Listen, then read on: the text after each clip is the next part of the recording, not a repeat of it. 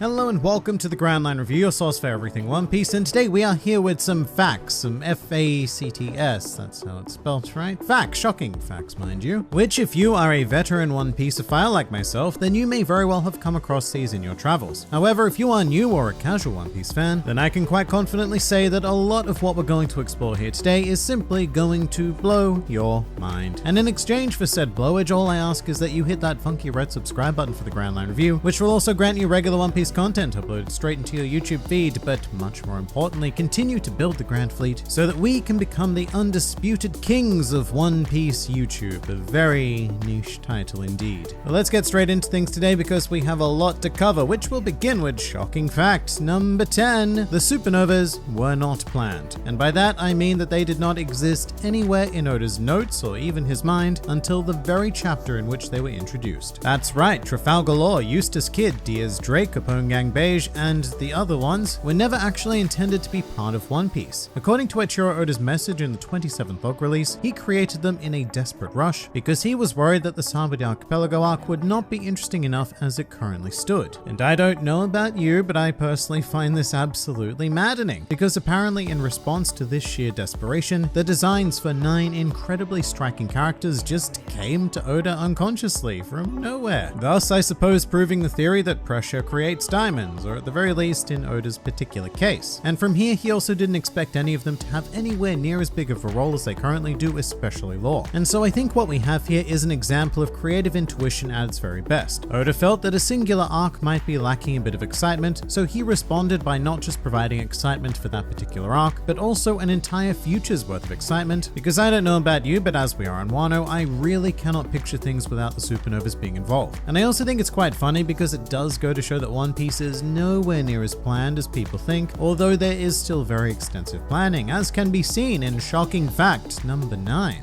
Jinbei was planned to be a crew member from the very beginning. And this is something that we only found out relatively recently actually, but longtime fans of the series might be quite familiar with this particular image. This is a conceptual sketch of the Straw Hats featuring some very familiar faces like Luffy, Zoro, Nami, and Sanji, and I suppose I'd call Brook a familiar face, but he doesn't have one. Yo-ho-ho! And as for the rest, well, they needed a bit of work. Still, what we did not see is that in this sketch, it also originally included the OG Jinbei design, which was rather sneakily erased when the sketch was released, but the full thing has now been made available for us to gaze upon and enjoy, showing us that Oda had always planned for there to be a fisherman as part of the Straw Hats, right from the get-go. And you know, it took us an awfully long time to get there, but we did, which I suppose goes to show that One Piece is very much kind of like the ultimate fusion of master planning and master improvisation, the results of which we will see in a few other shocking facts. But while we have all of the Straw Hats here, it's time for shocking fact number 8 specifically, which is that the Straw Hats are currently the only crew in the series where each and every member has an assigned bounty, or at least a bounty that we know of. And I was quite surprised by this because I felt for sure that there was another small crew out there with a handful of members who each had known bounties, but nope,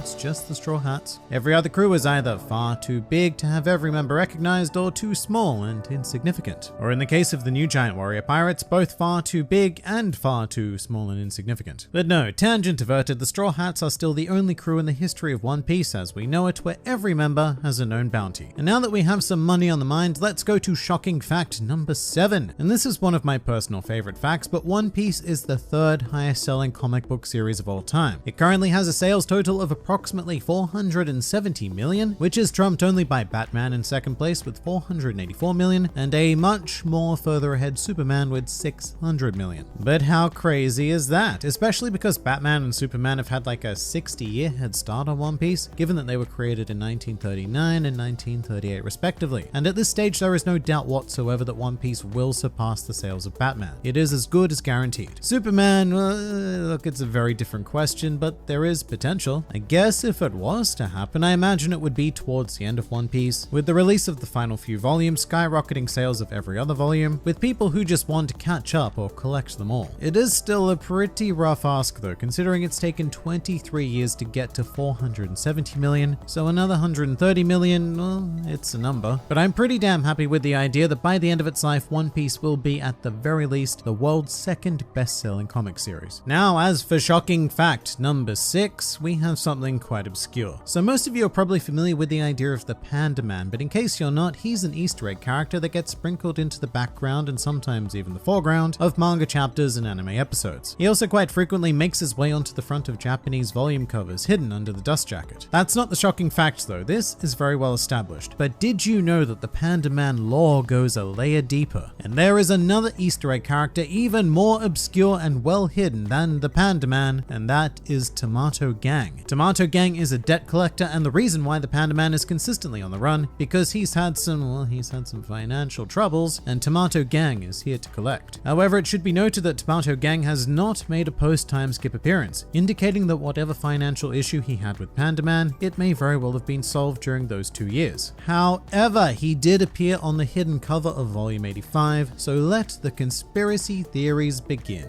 And on that train of thought, shocking fact number 5. Aliens exist in One Piece. And furthermore, even if you've seen every episode of the anime, you're probably still unaware of this fact because they were only showcased in the manga. Quite specifically during the NL's Great Space Operations cover story, which saw NL literally travel to the moon, or one moon anyway. It's been heavily hinted that there are multiple moons surrounding the One Piece world, or that the One Piece world is in and of itself a moon, but that's a discussion for another time. But on the moon, NL met 2 fascinating races, one of which is a series of automata with very space-like names such as Cosmo, Galaxy, and Spacey, the spaciest of the names. And it should definitely be noted that these little guys are not the aliens in question, because we did see a flashback of them traveling to the moon via balloon, as you do. But that is okay, because we also have the big giant fox space pirates who are absolutely extraterrestrial. Furthermore, it's also revealed in this cover story that NL's ancestors and likely all Sky citizens came from the moon, which, you know what, that does make Erusian alien, as well as every Skypian local, which weirdly enough includes the Shandorans, even though they chose to settle on the Blue Sea. They are still aliens, each and every one of them. And I will never, ever understand why the anime refuses to animate these stories, because this one in particular is just pure insanity. I mean, who doesn't want to follow NL to the moon to fight a series of furry aliens? Speaking of though, this cover story ended rather ominously, with NL now in charge of a legion of space cyborgs and ready to set sail for who knows. But that does very importantly explain where he was, which relates to shocking fact number 4. Every known Logia user was present at the Battle of Marineford, with the exception of NL. And I should say that this was every known Logia user at the time. So it's pretty hard to deny that Logias were the king of class back in the pre-time skip era, absurdly powerful and practically unbeatable. So it's only natural that if an event, say some sort of paramount war, were to occur, then these legends would absolutely be involved. And you wouldn't be wrong, because in fact this war was sparked by 2 Logia users, one of which being Portgas D. Ace, and the man who defeated him, Marshall D. Teach. Ace was then the catalyst for the war, and Teach obviously rocked up at the end, but we had our 3 admirals, Aokiji, Kizaru, and Sakazuki, all of which were equipped with Logia Doom. Then lower down the rankings we had Mr. Smoker, our very first Logia user in the series, and also calling in for classic One Piece we had Sir Crocodile, our very first defeated Logia user. But still, it's a pretty cool fact that once again, apart from NL who was on the moon, our entire Logia squad up until this point saw fit to assemble at the Battle of Marineford. And while we're on the topic of pre-time skip, let's sneakily transition into shocking fact number 3. Did you know that the entirety of pre-time skip One Piece, which just as a reminder is chapter 1 all the way through to chapter 597, well, did you know that all of those events took place over the course of roughly 4 months? That's right, from the moment Luffy sets sail from Fuchsia Village to the point where he begins training with Rayleigh is a mere 4 months. Potentially even less, but probably not.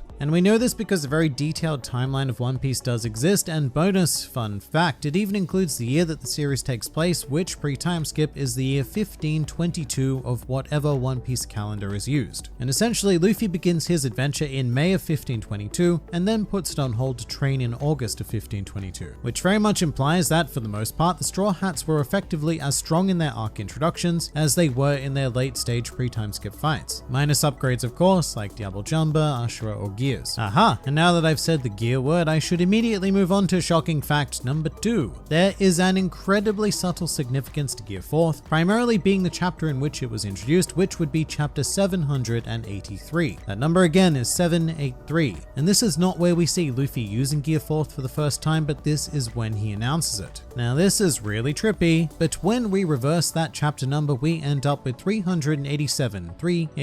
And maybe that doesn't sound so special until you realize that this is the chapter where Luffy announced Gear 2nd for the first time. And this is just one of those things that is so insanely coincidental that I refuse to believe that it is in fact a coincidence. The history of One Piece has taught us that Oda is very, very aware of numerical patterns and designations, and while I think that no detail like this was not planned from the beginning, Oda did take it into consideration and structure things so that these chapter numbers would mirror each other perfectly. An opportunity that could really only be given to such a long-running series. And if you've ever wondered why One Piece turned into such a long-running series, then you may very well be interested in shocking fact number 1. The biggest reason for the extended serialization of One Piece is the 7 Warlords of the Sea. According to Oda's comments in the 23rd log, One Piece was originally just supposed to be a story about fighting against the 4 emperors. But then Oda came up with a cool idea to introduce a series of pirates aligned with the world government, and because he didn't like the sound of Gobukai or Nibukai being 5 and 2 warlords, he went with Shichibukai being the 7 warlords. And that singular decision has led to entire arcs and even sagas focusing exclusively on these members. For example, the whole Alabasta saga with Crocodile, Thriller Bark with Gecko Moria, and how could we forget both Punk Hazard and Dressrosa, which focused on Doflamingo? The answer is we can't forget because it lasted so long that it was burned into our brains. Those 2 arcs, known as the Dressrosa saga, took 148 chapters to complete and were told over 4 different years from 2012 to 2016. So with that in mind, yes, it's pretty easy to see how the Warlord decision practically made One Piece what it